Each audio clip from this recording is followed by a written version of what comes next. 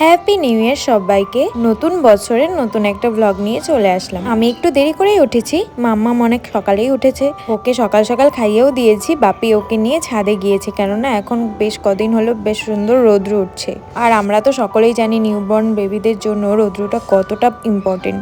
সকাল সকাল মা বাবা দুজনে ওকে নিয়ে ব্যস্ত, আর আমি এদিকে নিজের জন্য গ্রিন টি করে নিচ্ছি আর লেবু জল খেয়ে নিলাম। আমার মায়ের কাছেও থাকলে আমি বেশ নিশ্চিন্তে থাকি। তো এখন বেশ কিছুক্ষণ ওকে নিয়ে রোদ্রেই থাকবো, এর জন্য কিন্তু ঘরের থেকে সমস্ত কিছু নিয়ে যাচ্ছে, ওর বিছানা টিছানা, ওষুধপত্র, ওপরেই ওকে স্নান করাবে। মোটামুটি 2-3 দিন হলো ভালোই রৌদ্র উঠছে, আর ওকে আমি এইটুকু টাইম, যতটুকু টাইম আমি ওপরে কাটাই ততটুকু টাইম কিন্তু ওকে একদম ডাইপার ফ্রি রাখি। মা এখন চলে গেল নিচে কাজে, আর আমি ওকে নিয়ে বসে আছি। টাইম মতো গিয়ে সকালের খাবারটাও খেয়ে নিলাম, মামা এসেছিল, একসাথেই বসে খেলাম। তারপরে 2টো হাফ বয়েলড মুরগির ডিম খেয়ে নিয়েছিলাম। সি সেকশনের পরে তো আমি ছাদে ওঠাই বন্ধ করে দিয়েছিলাম, আজকে প্রথম উঠলাম। গিয়ে দেখি গাছগুলোতে বেশ সুন্দর ফুল ফুটেছে, আর বাপি ওকে নিয়ে আছে। এদিকে মা ডাকছিল, বললো স্নান করে নিতে, তো স্নান করে ফ্রেশ হয়ে নিলাম। এখন দুপুরের খাওয়াটা খেয়ে নেবো। দুপুরে আজকে মাছ ছিল আমার পছন্দের, খেয়ে দিয়ে চলে গেছিলাম আবার ছাদে, সবাই মিলে গল্প করছি। আর শীতকালে এরকম মিষ্টি রোদ কান্না ভালো লাগে। সন্ধ্যেবেলা অনেকদিন পরে মায়ের সাথে দুধ চা খেয়েছিলাম। দেন মা কেক বানিয়েছিল,